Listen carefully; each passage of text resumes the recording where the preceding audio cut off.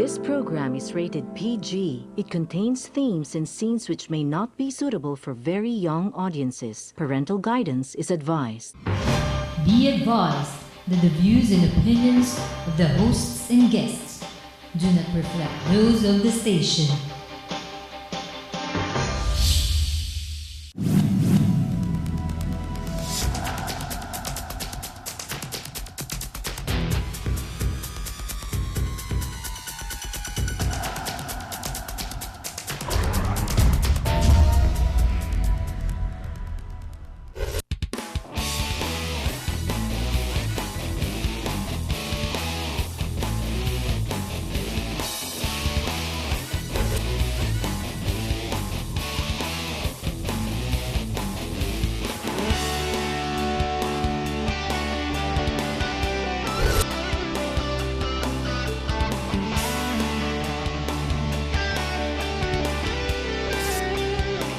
You are what you watch. Hello, my name is Harry Tumbuatco. Welcome to our program. As of late, we have begun, at least we're beginning to start, at least I know one big major TV channel has already dedicated a program where it says Federalism, what do you know about it? Now, in print, it's beginning. In radio, they're beginning to discuss it. Isn't it time that you, who are sitting right in front of me, begin to learn exactly what it's all about? The president says federalism, and then he says unitary when it comes to the president, meaning the president will be there being the absolute power, but not necessarily for all issues, only for the military and national issues like going to war. Now, there's one other issue as far as I'm concerned, which makes the president very absolute, and that's called the budgets. He who releases the budgets. Although this is appropriated by Congress, going up to the Senate, it is the president who controls everybody, because if I don't give you money, you are a nothing congressman or senator. Now, let's look at the Senate. They're both in the legislative branch. It's not like the House of Commons or the House of Lords that you have it in the United Kingdom. Here you have one and the same, all voted and brought in with a mandate called popularity, meaning TV and pagka-artista o pagkamagaling na boksingero. Pacquiao is a perfect example. He was in Congress for 9 years, 3 terms. Worst, he was absent. He was an absentee district congressman. He goes to the Senate, and he's proving again, once more, that he will be absent due to his fights. Why not? That's his career. He's very good at it. But should he be a legislator? Why? Because he can make other people laugh? Are the laws of our land for comedic relief? What do we know about it? Then you have federalism, you have parliamentary. Is there a difference? Of course there is. It's apples and oranges. Now we have the Constitutional Assembly, wherein Congress will turn themselves and form themselves into what you call a constitutional convention. This way you do away with elections. But why not have elections? Better yet, why don't we promote what we call criteria? Education, for one. Have all the congressmen, I'm sure, or I will assume at least, the 24 senators have read the Constitution. But have all 300 congressmen read the Constitution, or do they rely on their legal chief of staff? Boss, pare, tama ba ginagawa ko? Mali ba yan? Sabihin mo sa akin kung ano nangyayari. Not everyone is a lawyer in the House of Representatives. Need they be? Ideally, simply because of education. With us to discuss this today, with an advocacy towards we should have a constitutional convention, we have Attorney De Vera of the De Vera Law Office. Hello, Attorney Nards. Thanks for coming into the studio. Thank you for having me. Ang galing ng idea mo eh. I'll leave it to you. Why should we have a constitutional convention? Ba't hindi con-as para mas mura? Well, when we are talking about the highest supreme law of the land, where all laws passed by Congress will be measured against, where all acts and declarations of the President are measured against, where even the decisions of the court, except for the Supreme Court perhaps, are subject also to the constitutional limitations. So why should money be an object when this Constitution will affect not only our present generation, the next generations, probably for the next 20, 30 years. So if somebody says, well, it's going to cost us anywhere between 6 billion to 10 billion, To 30. even if you grant that it is 30, although the COMELEC has never said how much it will cost, if we have a constitutional convention, money should be no object. If we spend 10 billion or 20 billion for these elections, that pales in comparison with the wasted pork barrel that our congressman has been spoiling, and the proceeds of which have always been a question. In fact, the Supreme Court has ruled that PDAF is unconstitutional. This has been going on for years and years.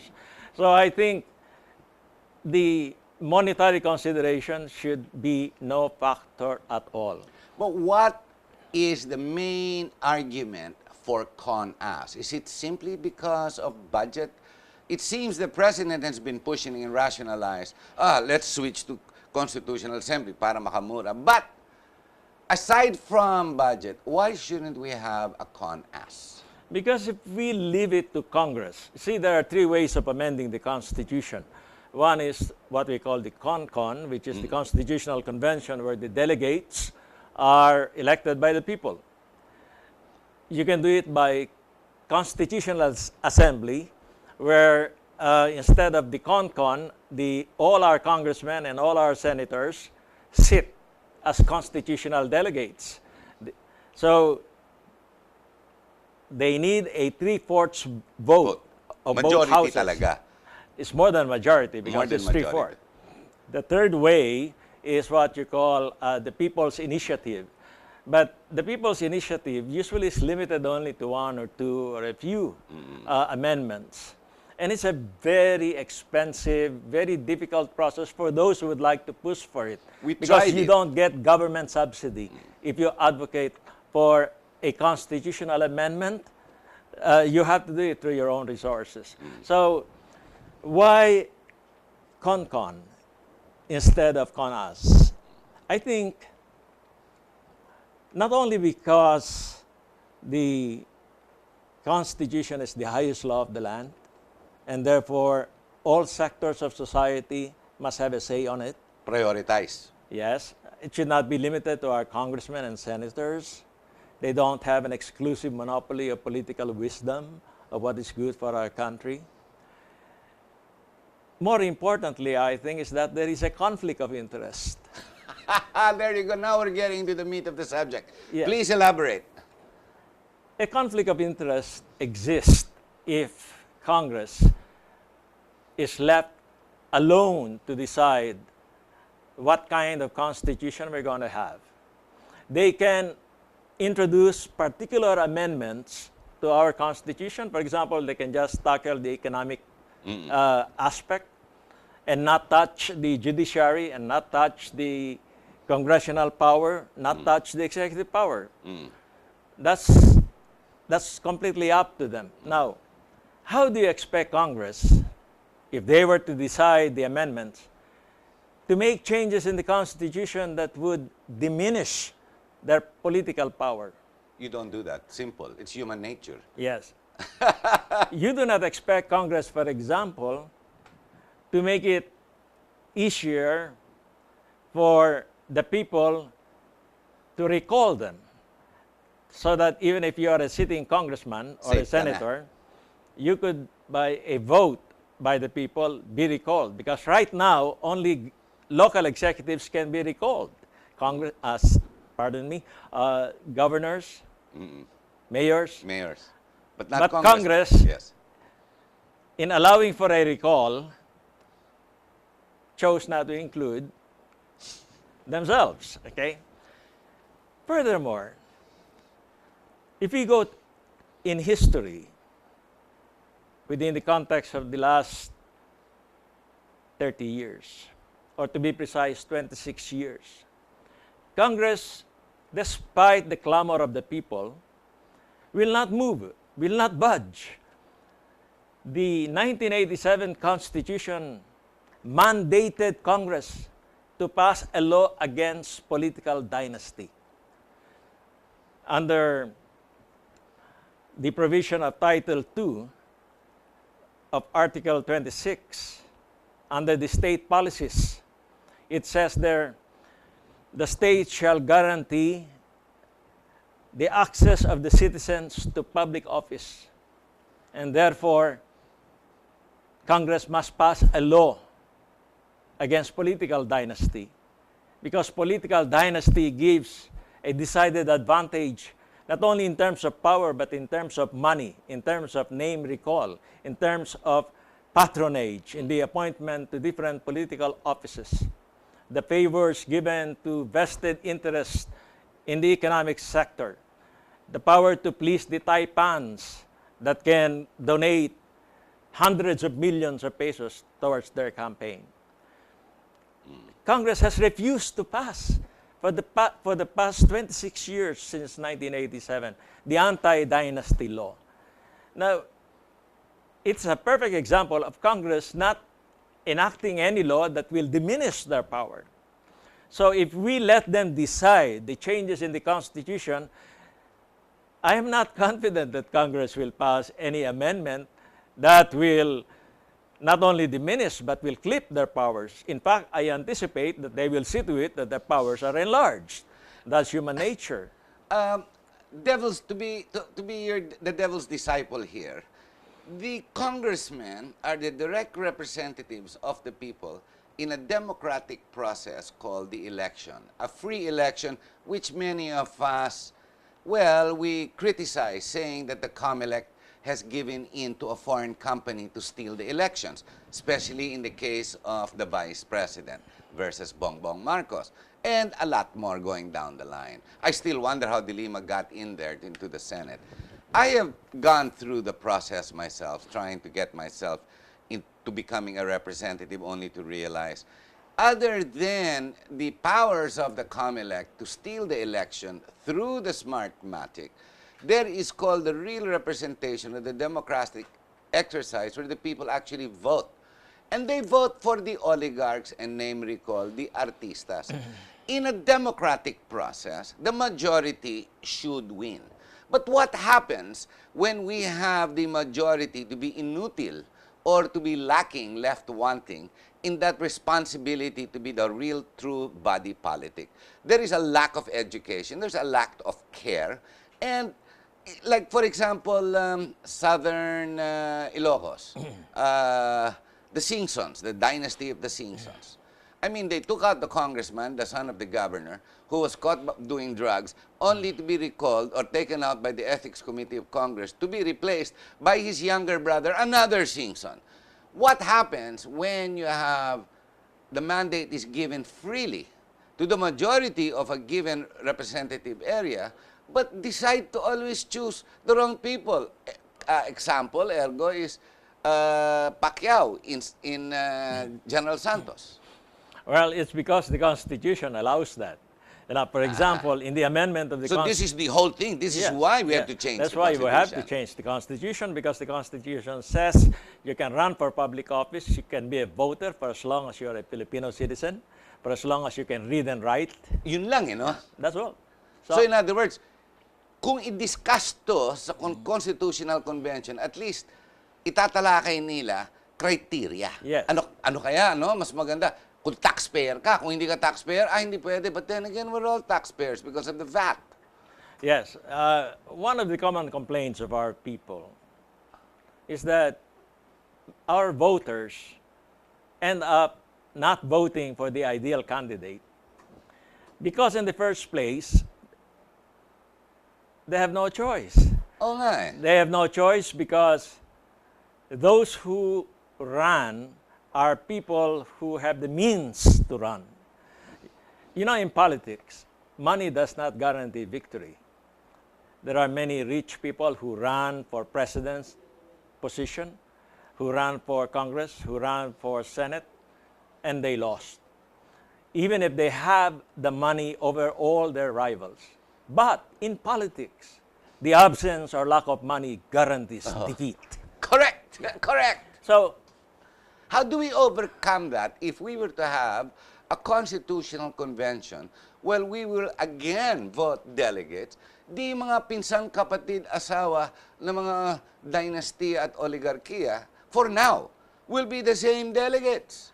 Even if we assume that the immediate relatives of the congressmen and the senators will run in the Constitutional Convention, which they have the right to run, at least we are giving the others who are non-members of the political dynasties a chance to run. And we'll just hope that the people will not only be given a choice apart from those who are running from within the political dynasty, but that because of the campaign period where the people can be educated on the particular amendments, changes in the Constitution that others have to offer who are not within the political machinery of our political traditional You're talking parties. of the academe. You're Yes. talking of groups with advocacies. Yes. But they're still insignificant in number compared to the volume of voters that we have. Well, I don't know about that. You know, when we talk about, it's difficult to compare the campaign for congressional seats, for political offices like mayors and congressmen and senators, vice president and president. It's difficult to compare them with a constitutional convention for one reason. Those who run for Congress, they not only run because they know they are backed up by financial interest and they have the name recall, they have all the Correct, advantages, okay? And then they anticipate profit in terms of income, because it's a guaranteed income, congressional allowances, the power to dispense political favor and appointments, and then they can run for re-election. If you're a senator, you can run one more time, so you can serve a total of 12 years.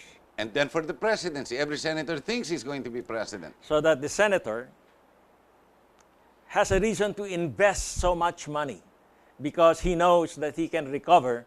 I mean, if he's corrupt, he can easily recover what he has spent, or a congressman for that matter.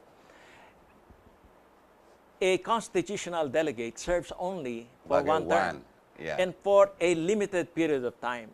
So you can expect that many Filipinos who are well-meaning and qualified would not so much mind to throw their hats into the Constitutional Convention election because they know that they are just doing a service. And if they do not spend that much, at least they are being consistent with what they are doing and their advocacy, rather. So there is no monetary advantage that they are looking after. So it will by itself, if you give the general population an opportunity to run, it will invite and draw and attract the better elements of our society who are qualified from the academe, from the media, from the civic organizations, from the civil societies. It will draw all those who would say, well, maybe I can never be a congressman, I can never be a senator, but I am going to help frame the best constitution that I can ever think of and hope that my other colleagues in the Constitutional Convention will have the same spirit and frame of mind. Kaya ba ng layman or a businessman or a broadcaster, an engineer, a doctor, whatever, an architect, etc., a professional, can they be part of a constitutional group, commission, convention, whatever you want to call it? Meron bang kompetensya pag hindi ka abogado? For lawyers, yes. I mean, just to write the script. Sure, it's not just copywriting. It has to partake with certain legal formats and templates. Much less the back room. Ito yung konstitusyon, yan ang babasahin mo, but the implementing rules and guidelines, naiiba doon. Di ba dapat abogado lang? Can we have a constitutional convention, puro abogado lang? That will be probably challenged as being unconstitutional because But talk about competence. Kaya ba ng architect? Kaya ba ng inhinero? in the first place, not all lawyers are competent. There are many lawyers, for example, who after passing the bar never went into practice. They went into business, but they are lawyers, okay? There are lawyers who went into practice for a very short period of time, 1 year, 2 years, and then decided that probably there's more income in other economic activities. So just because you're a lawyer doesn't But at make least you you accused. studied. That 4 years is grueling. Yes, but I mean, it's not the 4 years going to law. On the first year, more than 50% give up already, Yeah, but- regardless of school. yes, but it doesn't mean that just because you have a degree in law that you're already an expert in law. You have a good understanding of what the law is, but have you updated yourself? It's just like a doctor. A doctor had been trained, could have been a graduate. So an architect, a Yeah, doctor, yeah. they can all become law, constitutional law body? Yeah, it's because when you frame a constitution, it's the idea that matters.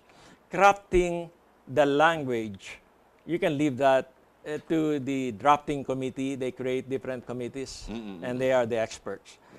Furthermore, if you're a constitutional delegate, there are funds, I'm sure, that Congress would allocate for consultants. So that even if you're for example... So the legal language sila gagawa? No. For example, I am an architect. But my idea is, I like parliamentary, or I like federal, or I like presidential. Supposing I decide, and I'm an architect, that Paglalaban parliamentary mo. is better, then I am going to tell my staff, this is what I want. So with my consultants and the experts, I'll ask them, give me all the good arguments for and against. I may change my mind after I listen to you. But I have the resources given to me by Congress to engage and employ competent people. You see, this is the beauty of government. The government doesn't require you to be an expert in one particular field in order to serve in the government, unless, of course, that certain qualification is required. For example, before you can be a judge, you have to be a lawyer. Of course. Okay. But to be a congressman where you pass laws, okay, it's not required to be a lawyer because what they expect... You can be a boxer. You can be a boxer, you can be a wrestler, you can be anybody. Basketball player. Okay. It's because they think... Or a sex maniac. My gosh, we have one now in the Senate. But yes, let's go further. As a matter of fact, you are a president, you are to enforce the law. And therefore, you should have an understanding of the law. And you may Ideal. not be a lawyer, see? But it's because our Constitution recognizes that even if you are not an expert in that particular field, you can employ and engage and bring into your team the experts. What is important is that even if you are not a college graduate, at least this is the philosophy of our present Constitution, even if you are not a college graduate, as long as you have the heart to be honest and the mind willing to learn, then as long as you can read and write, at least that's a requirement in the Constitution, and you're a Filipino citizen and you're of a certain age that is required, then they will entrust you with that power. Do you know that in the three branches of government that we have, the executive, the legislative, and the judiciary, it's only the judiciary that is an exclusive monopoly of lawyers. The clerks of court, if there are lawyers, must be a lawyer, because there are certain areas before where there are no lawyers available, so the clerk of court can be a non-lawyer. But to be a prosecutor or a fiscal, Lawyer. to defend like POW, you Lawyer. have to be a lawyer. To be a judge, you have to Lawyer. be a lawyer. There are only about 2,500 or so courts we have in the Philippines, from the Supreme Court down below to the municipal trial court level, to include also the Sandigan, Yes. the Court of Appeals, the Court of Tax Appeals. No more than 2,500. This is the third branch of government, which is exclusively for lawyers. The legislative, technically, can be said to be lawmaking. So therefore, lawyers should be there because it deals with law making. It doesn't enforce law. You can be a policeman enforcing law. You don't have to be a lawyer. But because they are directly elected by the people, because they are presumed to reflect the sentiments, the needs, the dreams of the people, then our Constitution does not require them to be lawyers. They just have to have the heart and the brains, enough to understand. We're going to have to take a short break, Attorney Nards. Ladies and gentlemen, understanding is first and foremost. In the ideal world, the criteria is a bit of education. More is better, and to be really educated is best. The problem is this specific criteria does not follow. And again, as Attorney Nards has pointed out, a bit of heart and a bit of mind, an open mind, maybe the potential is there to learn.